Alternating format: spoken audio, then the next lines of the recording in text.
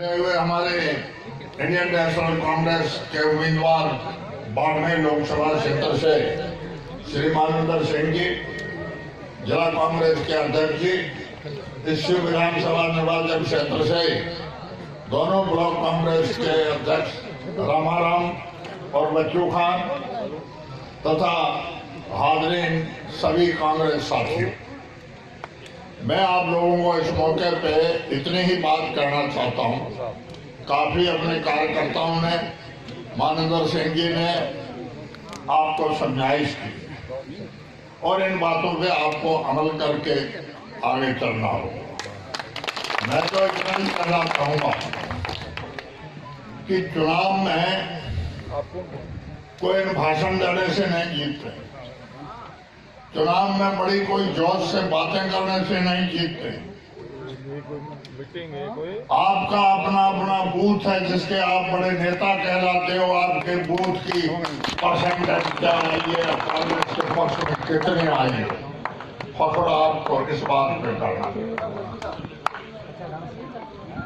मैं आपको ये कोई ताने के रूप में बात मत समझना, मैं सच्चाई आपको बताना चाहता हूं, उस पर अमल करने की कोशिश करेंगे।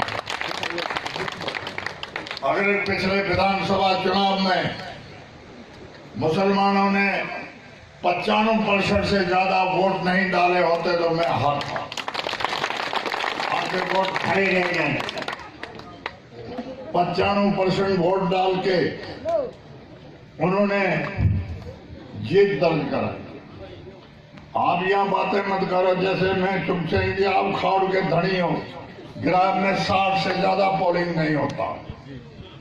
गणपत सिंह जी, हरसानी पंचायत में, आपकी पंचायतों में 60 से ज्यादा पोलिंग नहीं होता। अब यही आपकी पोलिंग की रीति रहेगी तो आप हर। और मैंने हर कार्यकर्ता को कहा कि आप मेहरबानी करके दूसरे के क्षेत्र को, दूसरे के इलाके को नजर से मत देखो। जो आपका एरिया है, जिस पोलिंग के आप आदमी हो, कार्यकर्ता हो, उस पोलिंग में परसेंटेज क्या रहेगा, उस पोलिंग में परसेंटेज कांग्रेस के पक्ष में कितना जाएगा, इस पर जीत निर्भर करेगी। ये मेहरबानी करके ध्यान रखना। अपने अपने एरिया से मेरे चुनाव में भी लोगों को पाबंद किया था, अपनी पंचायत से बाहर मत जाओ। अपनी पंचायत से बाहर चाहे कोई वोट हमको नहीं मिले, उसकी आपको चिंता करने की जरूरत नहीं है। आपको अपनी पंचायत, अपने बूथ में हमें चांदनी करके बता देना, अपनी फतेह होगी। इस बात का ध्यान रखना। राजस्थान के विधानसभा के चुनाव है। मेरे को एक स्टेटिक विभाग के ईमानदार अधिकारी ने आंकड़े बताए कि राजस्थान असेंबली के चुनाव में 42 एमएलए ऐसे हैं जिनका मुसलमानों का 90% पोलिंग होने से वो जीत गए। अगर उसी एरिया के मुसलमानों के पोलिंग 50% हो जाता तो कांग्रेस के 42 एमएलए हार जाते। ये बात मैंने मीटिंग में हमारी इलेक्शन कमेटी में पांडे को भी सुनाई है, सचिन पायलट को सुनाई है, अशोक गहलोत को भी सुनाई। तो चुनाव में बातें करने से अपन नहीं जीतेंगे, मेहनत करने से जीतेंगे। वोट कितने परसेंट पड़े हैं? अब एक पोलिंग में वोट तो है 1200 और 5 बजे पूछा वोट पड़े हैं 600, तो अपनी हार। आपके वोट 1200 में 1100 पड़ने चाहिए। किसी हार नहीं सकते, ये बातें ध्यान रखो। और किन किन की पोलिंगों में ये बोल रही है, ये भाषण देने वाले सब जानते हैं। और मैं 23 मई को आपको फिर बताऊंगा कि कहां भाषण देने वाले सच्चे निकले। मेहरबानी करके ईमानदारी से मेहनत करो, और मेहनत करने वाले कभी नहीं हारेंगे। दूसरी बात मैं ये कहना चाहता हूं, ये चुनाव भारत के संविधान की व्यवस्था के अनुसार है। ये चुनाव में किसी जाति का, किसी धर्म का झगड़ा नहीं है। इस चुनाव में राष्ट्रीय नेताओं की, कांग्रेस की और बीजेपी की नीतियों का मुकाबला है। न कोई जाट का झगड़ा है, न कोई राजपूत का झगड़ा तबीयत का है न मुसलमान का है। मेहरबानी करके कोई जाति के हिसाब से एक दूसरे की घृणा न करे।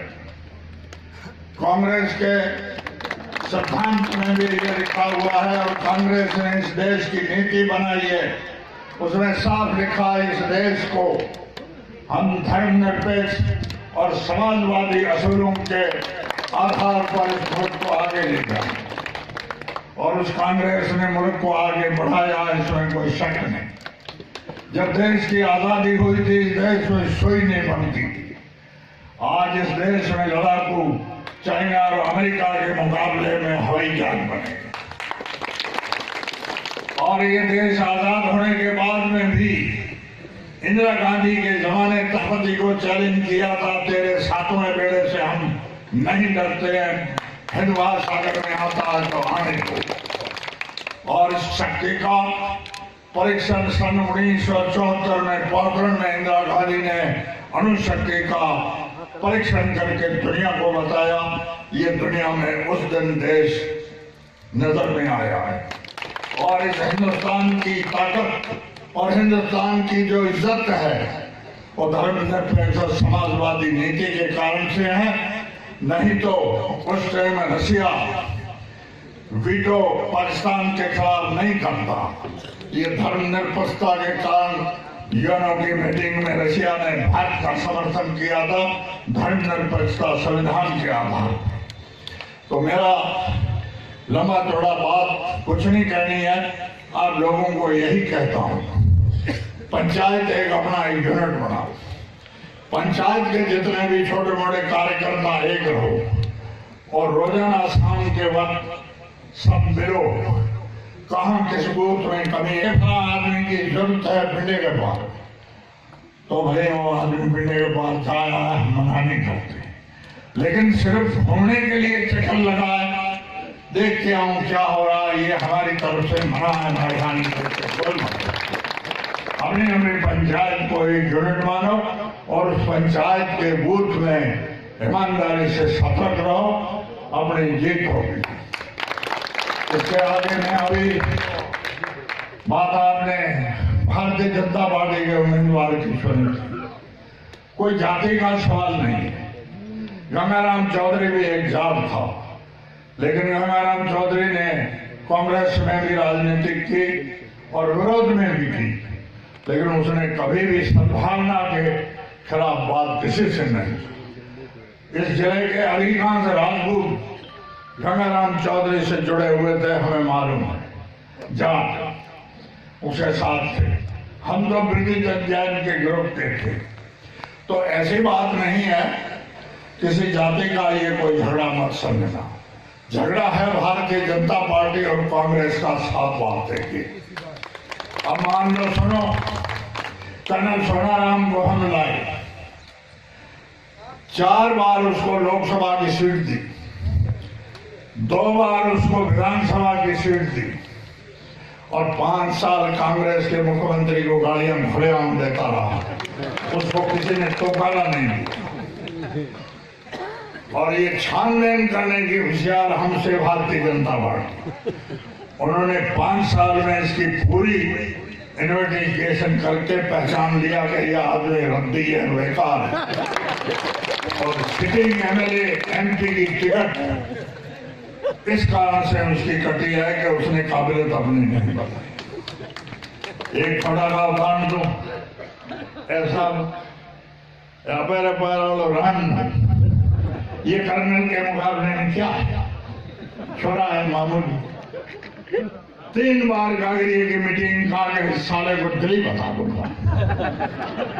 आपको 4 बार एमपी रहा है, वर्तमान एमपी। ऐसे छोरों का मुकाबला तुम्हारा है क्या? एक बार खड़ीन में पंचायत का चुनाव हुआ, मांगीलाल डिप्टी कमांडेंट की औरत सरपंच जीत गई, गंगाराम के ग्रुप की औरत हार गई। लोग सारा मिल के गंगाराम के पास गए कि साहब खेतियों आ रही है, ये बात तो सारा बात फैलाई हुई है, अपने काम में ये ना दो, इसलिए हम बात करो। वो मैं अपन करता वे सारी बात फैलायो थे कब की आवाज फैलायो हमारी बेइज्जती कर। ये है इंसान का दिल।